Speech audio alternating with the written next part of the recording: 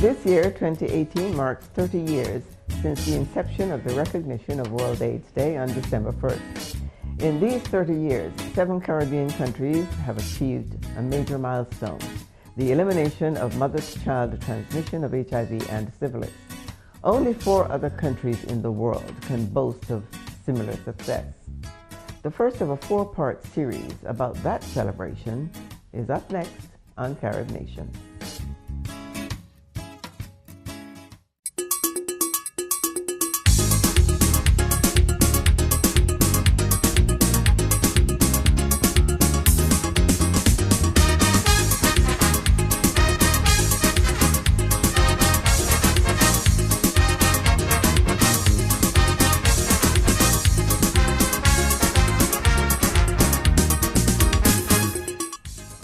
On World AIDS Day 2017, representatives of several Caribbean countries were hosted by St. Kitts and Nevis. They celebrated the elimination of mother-to-child transmission of HIV and syphilis by 6 new countries after Cuba, which was first a few years earlier. A major achievement, and CaribNation was there for the celebration. This is the first of a 4-part series in which we talked with several groups of people about the commitment and hard work that led to the success. First, with the team from St. Kitts and Nevis, led by Gardenia DESTANG-RICHARDSON. They had great cooperation between the private and public sector, which built trust in their clientele. So the National AIDS Program is a national response involving both the St. Kitts Island and the Nevis Islands. So it's a federal response to HIV and AIDS. It involves a multi-sectoral party where we have more than one partners involved. It's not just the Ministry of Health. It includes private sector, civil society, etc. We operate under a number of priority areas, primarily prevention, care, treatment and support, advocacy, research and surveillance, and program management. So under this program, basically, we're responsible for everything as it relates to HIV and AIDS. Sounds like it starts with the awareness of the disease and teaching persons about it, to get them to get tested, to move to the next phase if they're positive, to care and to treatment, and all the way down to just managing the data. So it's a comprehensive program that we are responsible for under the national program. Let me switch to you, Linus, and tell me a little bit about your role as the coordinator of nursing services. Yes, we deal with persons from the womb to the tomb. So we deal with everyone. Wow. Yeah. And that involves persons with HIV and testing and screening. But more so as it relates to the elimination in terms of HIV and syphilis, we are under the maternal and child health program, where the pregnant woman and the child would come in and the unborn child comes in. And so we are more on the ground ensuring that persons who access the services at the health centers, and also incorporating those with integrating with those in the private sector, and ensuring that they have the required tests and services that are necessary for them to ensure that they have a healthy outcome in terms of prevention of mother-to-child transmission of HIV and the syphilis. Now, I must add that since we've started, even though the HIV program has come on board many years ago, like 2005, I think, syphilis, which is very much more, that has been from way back, yes, very much so. And so you find that structure has always been in place, both in public and private. So there are protocols, there are guidelines in terms of both public and private, in ensuring that mothers are being tested to ensure to prevent the syphilis transmission during pregnancy.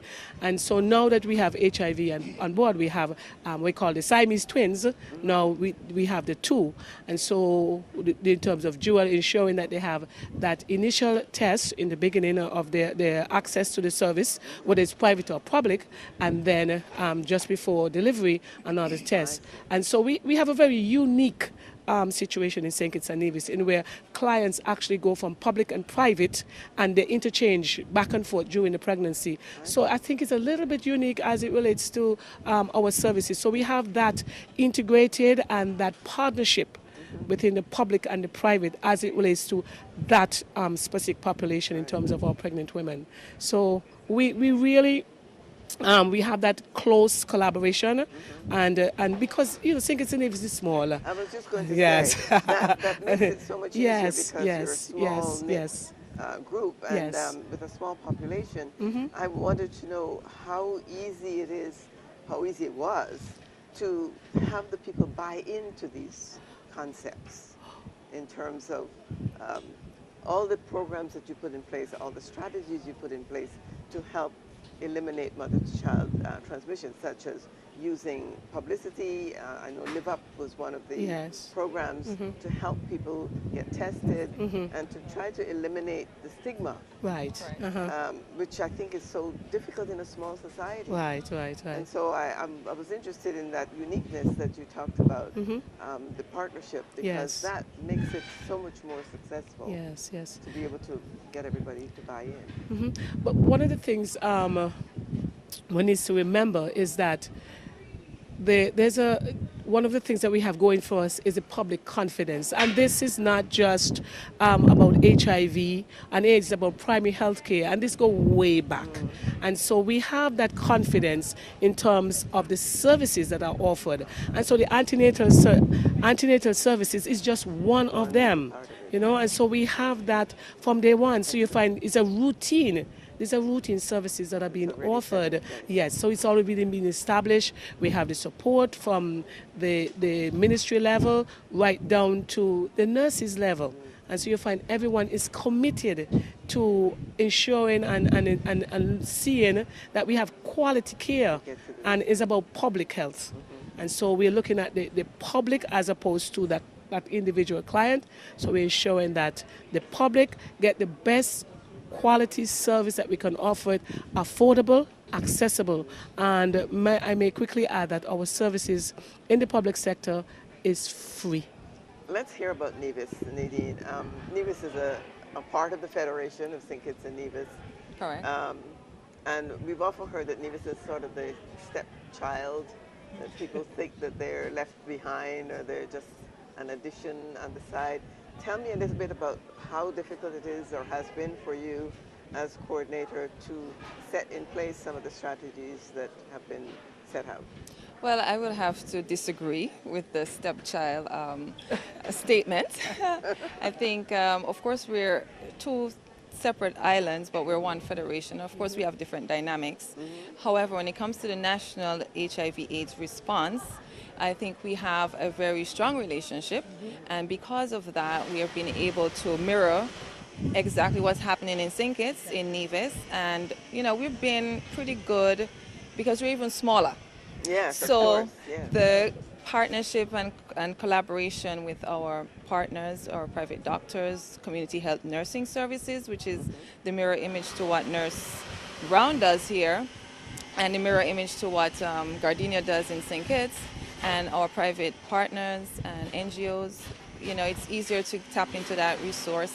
And so we've been able to offer the quality care and services and make sure that persons are tested, persons know the information about HIV and AIDS.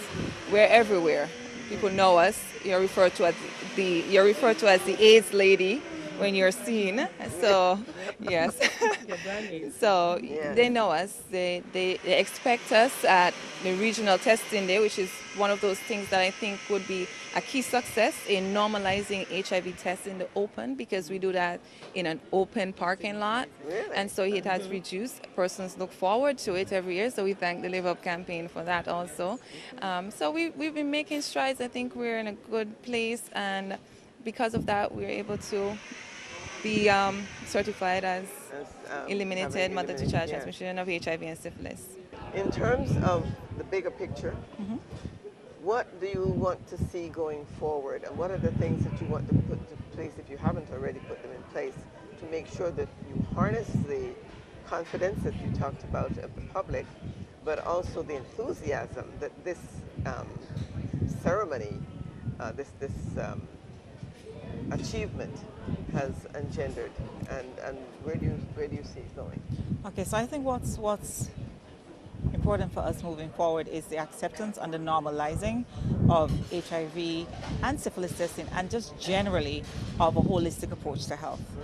In our system, we do not just approach a person based on a disease. So when you come in to do diabetic care or etc., we ask you about your HIV status, have you had the test, and if you're pregnant, you get a whole variety of tests. So for us, it would be normalizing where every person feels and takes responsibility for their health, and that they would have their annual checks, and if they're pregnant, knowing what is in place and accessing those services.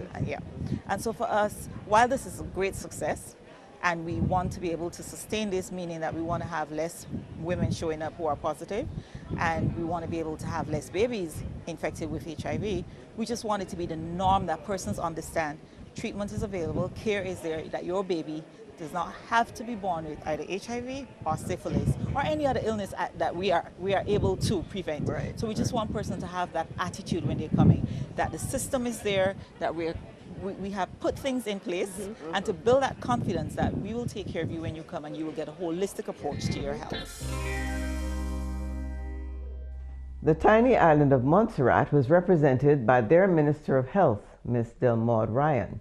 She felt that their success was due not only to trust in the system by the patients they served, but also to the fact that their government made adequate provision for funding in their budget instead of depending on outside assistance. Montserrat is small by measure in comparison to many of the other Caribbean countries in relation to its population size, but it does not take away the fact that we too face some of the very same challenges such as HIV and AIDS in our population. The validation process spanned over several years, well before I became a Minister of Health. And so it required that even before that time, the measures that were in place in terms of record keeping, in terms of the protocols required when treating with persons with HIV and AIDS, and that includes how the doctors, the lab, and the nurses all collaborate in this exercise, that this was critical to ensure that there was consistency in record keeping and data collection, especially that most of our records are all paper-based. So it was important to ensure that the information that was collected was sound and that it held integrity in order for us to meet with the objectives of the work plan as laid out for the validation process. My involvement was really to encourage my team when I came on board once I was aware of this exercise happening, and to ensure that all participants were engaged in the process.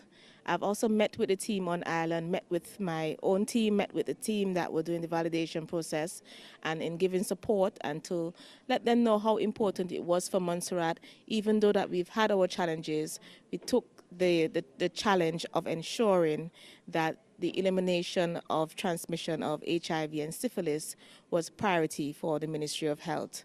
And with that support, it empowered our nursing fraternity, those in the pharmacy, those in the lab, and even the private doctors and those living with HIV and AIDS to be comfortable that the process that we're going through, and even as we deal with the process that is in place for pregnant mothers, where they have their tests done, screening done every trimester. This became part of the routine, and so it became acceptable by persons who were pregnant that this was part of improving their health care should they be found infected with HIV in protecting their newborn. Montserrat had, as you said, its challenges. Most people only know Montserrat in relation to volcanoes and the damage that you suffered. And so you've had a number of years of recovery. How easy was it to harness the support or the commitment of the population to what you were doing when you consider where they had been and some of the challenges they have had to deal with and overcome? Something like HIV or worrying about medication and going to clinics and that sort of thing. And in a small community, the stigma and shame. How were you able to overcome that, and how difficult was that in that small community? I think one of the benefits of a small community, especially where persons feel confident or of the fact that their information is not shared all over, this helped to build that confidence with those new patients coming on board or individuals who have to seek services of the clinic. I think what made it easy is because it was, especially for the mother-to-child elimination, it became part of the process. So everybody did it. So it wasn't like you were chosen and I was not chosen. Everybody did it. So they knew that this was part of the package of care that is available to a pregnant woman when dealing with screenings for syphilis, HIV, and the likes that may affect them or their newborn. Delcora Williams is program manager for the HIV program in Antigua and Barbuda. A midwife by profession, she has an intimate understanding of the obstacles pregnant women face. She has seen the number of babies born HIV positive decline consistently through the collaborative hard work of a large team of practitioners financially supported by a committed government. Well, in Antigua and Barbuda, syphilis was a reportable disease, and so we were always testing our mothers for syphilis. And so with HIV, our national response started in 1992. And for our PMTCT, that started in 1999, where each pregnant woman was offered a free HIV test. And so from 1999, we started our program. One of our obstetricians, Dr. Abbott, he actually went to the Bahamas, and at that time they were given AZT only, and they had a very advanced, one of the drugs for HIV. Yes, for HIV. And they had a very advanced program, and so that is the program that he brought back, and we adopted initially, where we were just giving AZT to all women who tested positive for HIV, and then we test the baby at 18 months and see what's happened. Yeah. But then with us getting like our new clinical care coordinator, Dr. Fernandez, she started us on triple therapy, and she also started or initiated option B+, where all our pregnant women who tested positive were started on ARVs and for life. Oh, the antiretrovirals for life. And so we started that since 2012. And so our program has moved from like one step to the other, and we continue to improve. Build on that. Yes, we've built on it, and we have seen success throughout the years in the fact that initially, yes, we had some mother-to-child transmission, but from 2011 to and we had no transmission. In 2012 we had one, and then in 2013, 14, and 15 we have had no transmission, and then in 2016 we had one. How big is your team that you work with in terms of putting all the support pieces in place? Well, I would say maybe about 54 persons. Because we have both our private and public sector involved, our private obstetricians and our public obstetricians involved. We have 24 health centers where we offer antenatal care also, and that is free.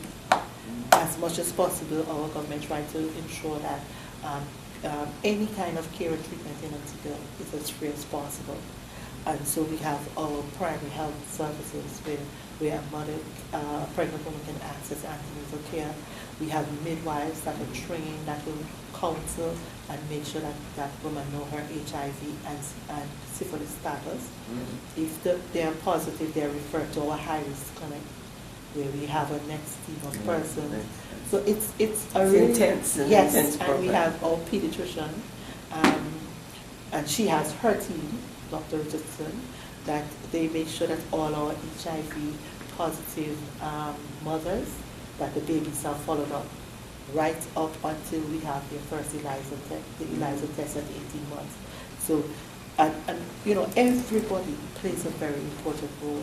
And so, to me, it's about the success of our elimination is actually collaboration. Yeah. Right. You understand? Right. And I always say, I always appreciate also each pregnant woman that decides to have an HIV test, because they could have refused. Of course. You understand? Yeah. And then the program would not have been a success. Right. But instead, each one of them has stepped up to the plate and realized that it's important that I get an HIV test. Yeah. It's important that if I'm positive, that I do follow up. Yeah, I continue to. So it's just everybody participating, doing their part. Noreen Jack is the Pan American Health Organization representative for Jamaica, Cayman Islands, and Bermuda. At the conference, she represented Bermuda and Cayman Islands, who were also certified. She says the ability to reduce the cost of medication in the Caribbean is a key factor to these islands seeing a dream become reality. She also made the point that mainly women, with the help of a few men, carried the dream to fruition. Please tell me about your role in helping to get the idea of elimination of mother-to-child transmission from seed to fruition. Okay. It goes back some time, and I think it was really born from my experience seeing pregnant women who were HIV positive, treating them with antiretrovirals and taking care of their babies. But the date that I think we should look at in terms of the region, and when I say the region, the Caribbean, beginning with the Caribbean, is 2008. 2008 was the year we looked at the feasibility of whether or not we were able to be bold enough to speak about elimination of mother-to-child transmission. The science had progressed. The science, the knowledge of treating pregnant women with antiretroviral to prevent transmission to their babies, that was known. In addition to that, in the Caribbean, we were able to negotiate the reduction of prices. I remember the very first woman that I treated, her mother had to buy the medication based on a loan from a credit union. She just could not afford it otherwise. And at that time, before, you know, it was like $10,000 US a year to treat one person. So that was really, and in terms of the equivalent of treating a woman and the shortened version of the treatment, that was like $1,000 US, really above the cost of their, you know, affordability of most people. So we were able to reduce the costs, and that, I think, the two alignment of the science and the knowledge that we had, as well as the reduction in costs, made it something key points that it was really something that could happen, that we can do, and we could afford to do, and that our programs in the Caribbean can adopt it, that the healthcare workers could provide the treatment. And it should also have been acceptable to the women. So in 2008, we had both from a scientific perspective, the feasibility based on the science, and as well as the discussion on the programmatic elements. And therefore, we began what we called the Elimination Initiative. At least it became known as the Elimination Initiative. We had also at that time had discussions with other stakeholders. Of course, people living with HIV and their acceptance, whether or not it would be something acceptable. We also had with other stakeholders in terms of other physicians, policymakers, other partners beyond PAHO. Some of the key scientists within in the Caribbean, as well as the pediatricians and obstetricians. They're all key people to participate in this program. And I think some may have been skeptical initially, but people saw that, yeah, we wanted to proceed, and we started. And we developed documents, we had planning, we supported capacity building of care providers in various countries. We helped countries develop their plans for implementation, and we identified various indicators as to what we would measure, like the coverage, how much women should be tested, the timing that they should have the tests, you know.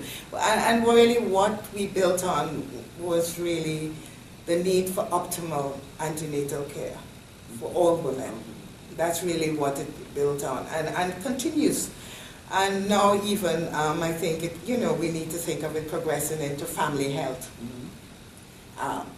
Good sexual and reproductive health, and overall prevention of HIV. So it had all those elements, but where we focused on initially was really the antiretrovirals, which of course made the difference in terms of interruption of transmission from mother to baby.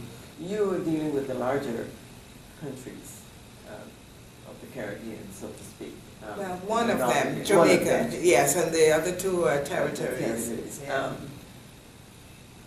Do you think that it is more difficult to get the population to buy into the concept of what you're doing in a larger population? I think what has happened here is that we have started to validate the smaller countries, but the acceptance of the program, acceptance that I should have an HIV test when I'm pregnant, that is the norm, that if I'm positive I should be treated.